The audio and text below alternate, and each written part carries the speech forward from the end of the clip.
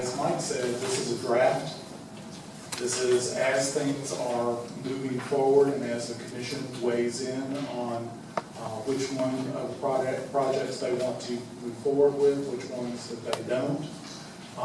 That will all play into ultimately the numbers that are shown on these particular charts. Just sort of to give you if you look at your version, which maybe you can read while we're getting out the other pieces. The full plan, which is ultimately the one that Jamie was talking about in the end, which includes the PCI below 83. It includes curb appeal projects, which are the projects dealing with hardscaping, landscaping, and so on. It also deals with the sidewalks and with street lighting. In addition, it deals with city buildings and the Park of Commerce as the full plan. And so the Park of Commerce, just kind of digress a little bit on that. Park of Commerce is a plan that is about 13, 14 years long, actually, to come to complete fruition. We had originally looked at doing the first 5 years of the plan as part of the project, or the program. This full plan includes all the costs for a Park of Commerce, and there is and should be some benefit for moving that forward by having the dollars in hand early on. We can move forward with that project and complete probably in less than 13 years that was originally discussed. So on this particular chart, the first little section that you're looking at here are the roadway improvements. And that includes the PCIs of 55 and below, which are the ones that need a complete tear up and redo. It includes the ones that are deficient, the ones that need to be done on top of that are in a little better shape, and those that just need some top surface work. And the total of that plan is $79 million estimated at this point. As best that we can estimate, both internal staff and having those dollars, having those projects vetted by an engineering firm the one who did actually the PCI projects. Now, right below that section, you'll see that there's a $25.8 million number. Those are dollars that the city has in hand already. They are not going to need to be borrowed. They are part of water department, part of the sewer department, stormwater. Those are dollars that have been set aside over the years to do projects. Those projects have not been done. And so they're available to move into this program. So $79 million less the 28, that leaves you with a borrowing of around $53 million. And we'll look at what that means, what the estimate for that means. The middle part of this, the full plan, and this is the most expensive version that you can look at, has to do with what we call the curb and field improvements, which really have to do with street lighting and sidewalks and hardscaping, landscaping, the pieces that Jamie talked about in terms of traffic calming, bulb outs and so on. Yes, sir. Steve, as we're looking at these tables here, every time you go from the far left column and bump up a level, those are the adds to the basement. That is true, and the way these slides got arranged, we're actually starting with the full plan and working backwards. We can go to the base plan and move forward if you'd rather. I'm just saying that's what I'm looking. I hear what you're saying, I'm not seeing. You have two different charts there. One says base plan, PCI 55 and below. PCI under 75. Under 75, yes, you're right, I'm sorry. The other one is which was the discussion that was had at the Saturday workshop where that the discussion of the 55 and then the little add-on pieces for being able to do programs for roads that will be deteriorating as time goes along, to go ahead and take care of those in the initial. Sure, but you said a total of 79 million. 79 million for The the, number I'm seeing here is 71 million. well, maybe I'm misreading us. It is all percent. It is very small. If you look at That's the base. the base plan with the PCIs at 83 and below is $79 million, or should be on the chart that you have. That's the full plan that you're looking at. That is a full roadway plan.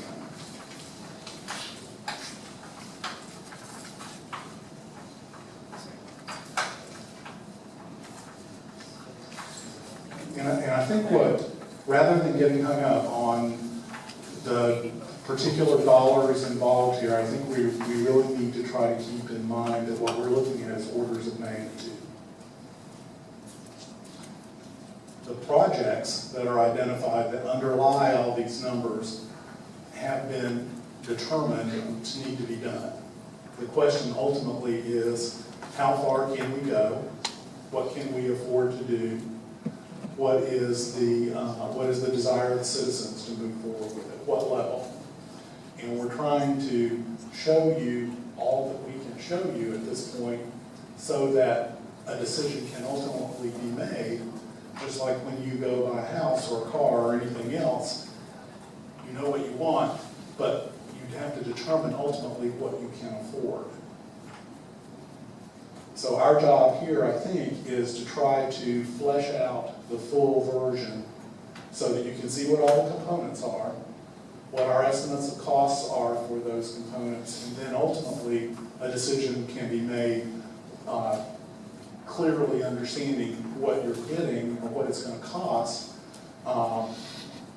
just like you would do if you go buy a car and add air conditioning or add automatic transmission or those sorts of things, rather than just knowing that you want the convertible with everything, because not always can you afford the convertible with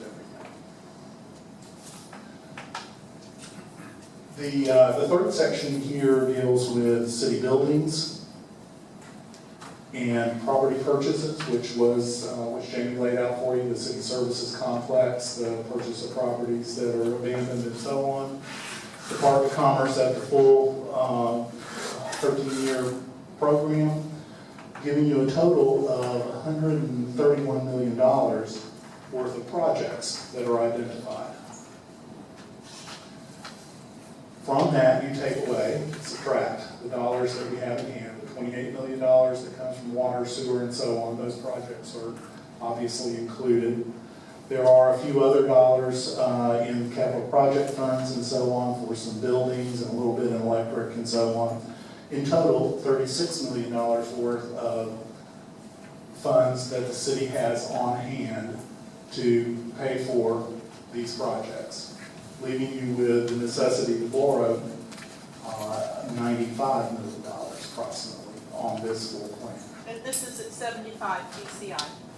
This is at, actually, 80, it's 83. This is the full, Oh, okay. the full 9 yards. As a stress test to determine what would it cost and what would, how would we pay for that? How would the borrowing be done, and how would that impact people's property taxes? We estimated the current taxable value of the city of Lake Worth, based on what the property appraiser has furnished to us this year. We then determined that we could estimate a growth rate over the next 30 years. We also know that there are some projects that are already showing up that will add to the tax rate or add to the taxable value as the next couple of years roll along. We've added those in. So the assumptions behind that are that the growth rate will be around 4% of taxable value. This year, the growth rate was actually 4.8, which is the first year that the taxable value has increased here since I've been here. So it's since prior to 2010, and my guess would be probably prior to 2007 someplace. If you figure a 4% increase, whether that will in fact come out or not, it's a fairly conservative estimate. We checked with the surrounding cities. That's sort of a standard that they are using for growth rates in their multi-year plans. And you determine that you can spend the money in somewhere in the 7-year time frame. We then back into how much you would need to borrow and when you would need to borrow that. By then simply dividing that by the taxable value, you come up with how many mills of taxes it would take to support the debt service on a 30-year bond issue. And that would be 30 years in each of 3 probably bond issues. And that's our estimate. It may be that it's ultimately cheaper to do it over 4. There are costs involved in borrowing, as we all know. Every time we do a mortgage or whatever, there are costs that the bank insists on. So 3 is one that would minimize those costs. Whether that ultimately is the best way to go about doing it, we'll have to see as this plan unfolds. But what this basically tells you is that at the full plan, if you did 3 borrowings, one in 2000 at the end of 2014, first debt service in 2015, another one in 2000 at the end of 2017 for debt service in 2018, and then the third one about 2019 debt service in 2020. The total millage to cover all 3, the debt service and all 3 issues, would be a little bit over 4.2 mils, about 4.3 actually is what it winds up being. Starts out a little right at 2 mils, 2.06. Then the second borrowing, the third borrowing, and to the debt service.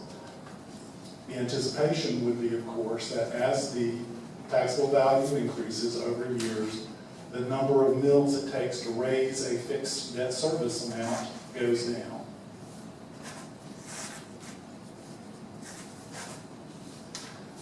The base plan, which is a PCI of less than 75, adds some portions of the Kroger Field piece and the Park of Commerce on the first 5 years, is less expensive.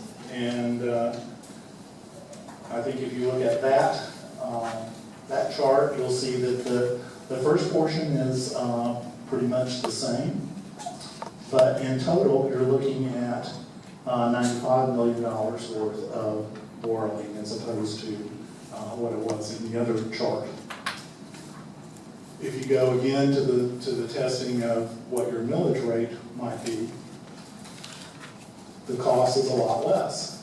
So here, 2.06 in the first year, the same as in the full plan.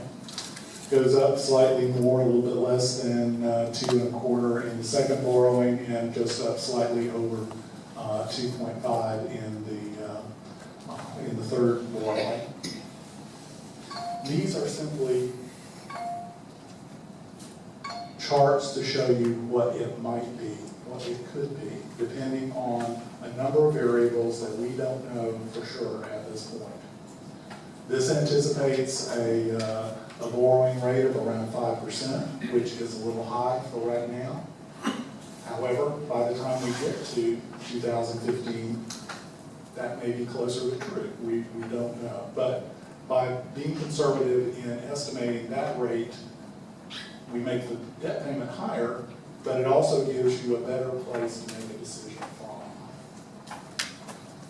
In addition, the 4% growth rate, we'll know a little bit more about that as the next couple of years roll along.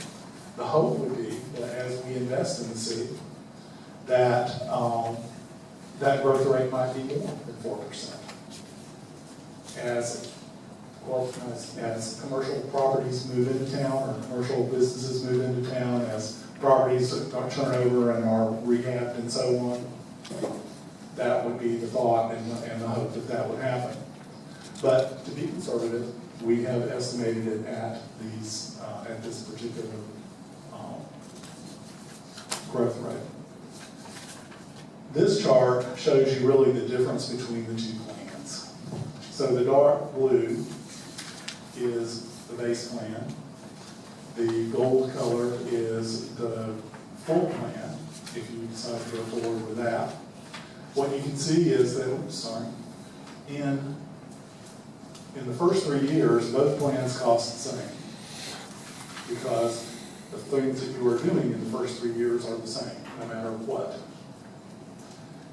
In the second borrowing, the third borrowing is where the costs ramp up, or the dollars ramp up, and the millage rate ramps up.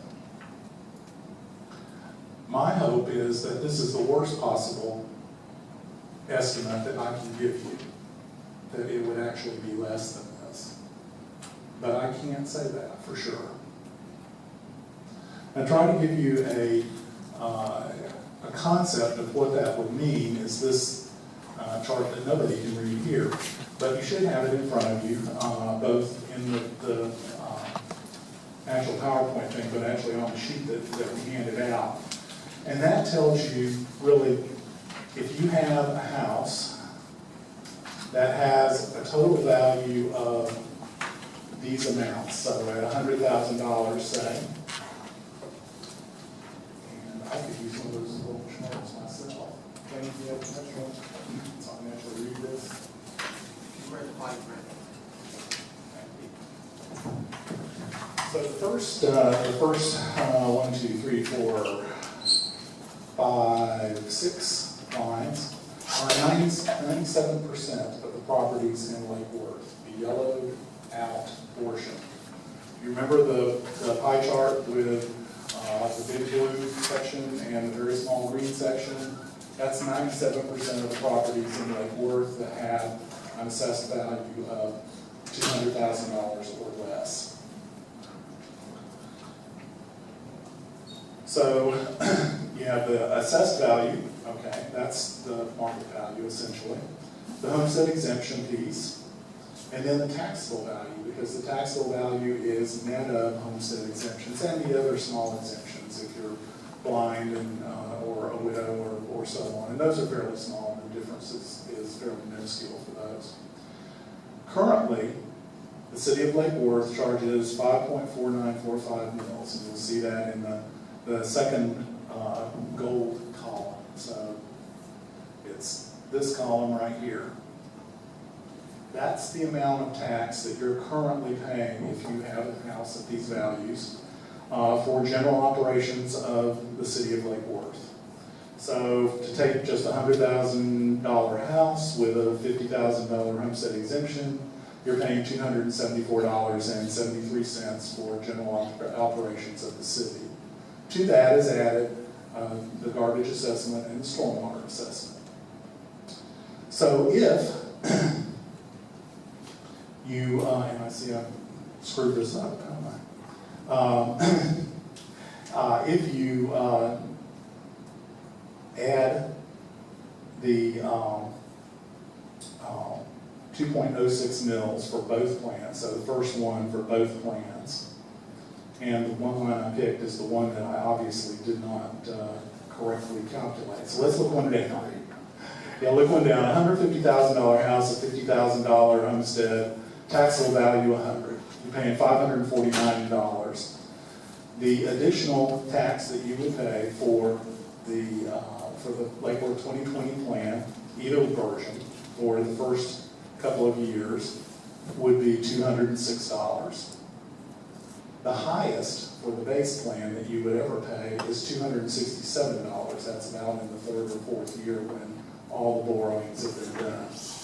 The lowest would be $38, which is out in 2047.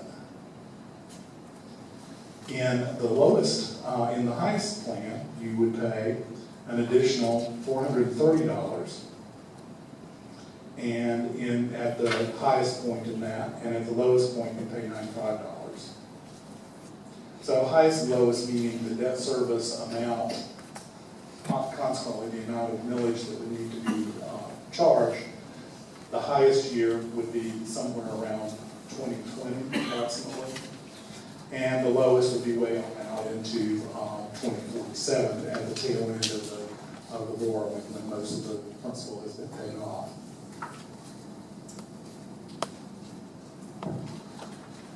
So now we get to answer any Yeah, questions thank you, about Steve. that. And just to close out, so Lake Worth 2020 is really, it's an infrastructure investment plan. Its intention is to increase property valuation base, but also it's a quality of life issue and also a safety issue if we do this right. It is a work in progress. We've got to get this right the first time. And as you can see, we're still working out numbers, we're still talking about a lot of issues here. But this is a huge issue, and we've got to do it correctly. It requires some capacity of the funding. It's going to have to require voter approval. This is so large. There's not enough money in the city's coffers. There will never be in the city's coffers to take on these infrastructure and capital projects. And if you look at it, you know, we're coming off our 100 years, we're in the middle of our 100 years. This is very well could be a reboot of this city for the next 100 years. There's a lot of things that we take for granted in our history that previous citizens have done and built that we enjoy without thinking about it. This is very much a legacy project for the next 100 years and a complete reboot of the city. So hopefully we've been able to answer the what, the how, and the why. I did get some questions, and I'd like to, Jamie, you, Steve, I'll go ahead and just read these off and go into those right now if you don't like. That's appropriate. What if my street is good, but my sidewalk curb is poor? Am I out of luck? Maybe. What we're looking at here, this group's lost a sense of humor a few hours ago. We're looking at right now on the pavement condition index of 83 and above, 84 and above, how to actually address the sidewalk issue. Here's the complication we're running into. A lot of the sidewalks, for whatever reasons, either are damaged or were built on top of each other, or the curbing's been filled in and there's drainage issues, that in order to fix the sidewalk and the curbing, you've got to tear up the road. So it becomes a road project, and the cost goes up exponentially. We're trying to get at that number right now. So one of the options we're looking at trying to provide for the commission is some kind of understanding of those degrees of costs, and adding in all the sidewalks or part of the sidewalks. So I don't have a specific answer. If you're not part of the base program of 83 and below, we haven't come up with the numbers yet on how to address that, but understand it's not a straightforward sidewalk fix across the city. It turns out to be a little more involved, and we're trying to get at those numbers. Yes or no, is this deal bond? Yes. Why is the Park of Commerce part of this plan? I hear about the Park of Commerce like it's a salvation for part of the city. But the only income we receive is from taxes and utilities. The Park of Commerce, and it's been talked about for years, understand it's not a city-owned Park of Commerce, this is private property. By improving the infrastructure, the intent is to bring in businesses and jobs. I can tell you that we get calls from the Business Development Board and people all the time wanting to locate businesses here. They go out and they attract them, they deal with them, they give them code names. We can't house them because we don't have the places to put them in the Park of Commerce because the infrastructure hasn't ever been adequately addressed. Why is that important? 2 reasons. For every dollar that somebody in the industrial park pays in property taxes, they generally only require about 36 cents back in services. Unlike residential, which generally costs more money to supply services to. It's a subsidizer of city services. You need a portfolio that's balanced on residential, commercial, and industrial for a healthy investment base, if you want to look at it that way. And the other thing is, this is an area that needs jobs. We need good paying jobs. We are so centrally located as a city, it just dumbfounds me that we don't have all these businesses in there functioning. And we can, if we believe, if we can address some of these infrastructure problems. So that's the reason that it's part of the plan. Is all electrical going underground? No. We're not putting electric underground in this plan. This is putting conduits, empty tubes, while we've got the road tore up. It's the smart thing to do. We may even put 2 tubes in for fiber optic and electric at such time that the city decides that's what they want to do. Remember, we're not putting, all the roads aren't being torn up, so we couldn't be putting the underground conduits across the city anyway. It is a consideration in the future, and it's a good investment because it's very cheap to do when the roads are up. Where's the Department of Commerce? I mean, completion today is at 20%. There really isn't a completion. I don't know that we've ever genuinely started because of the fact we don't own parts of the right of way and there wasn't the engineering designs and things you may have heard of. So I don't really have an answer on that. And we don't own it, so we don't have tenants. Is there any way to divide the funding between the bond and an assessment? And that's a very good question. We're looking at the legalities of how to do that. Why that's important is obviously a bond will go on a millage rate that will go on your value. An assessment everybody pays. And of course I think that's probably the intent of a lot of people is really trying to how to be fair of this issue because everybody wanted it. We don't have a legal answer on that and we're working with the commissioners and we actually have some experts out of the University of Florida that are helping us sort of look at that issue. Doing nothing does what to streets PCI? The payment condition index. What happens is you don't get a pass on infrastructure. You're either fixing it, maintaining it. If we had been doing that for the past 30 plus years, we wouldn't be having this conversation. The fact is, if you do nothing, 3 points a year comes off that PCI index for that roadway. It degrades. The rain, the age, the hydrostatic pressure, that's why we have so many potholes. How many potholes have you heard about today, Judy?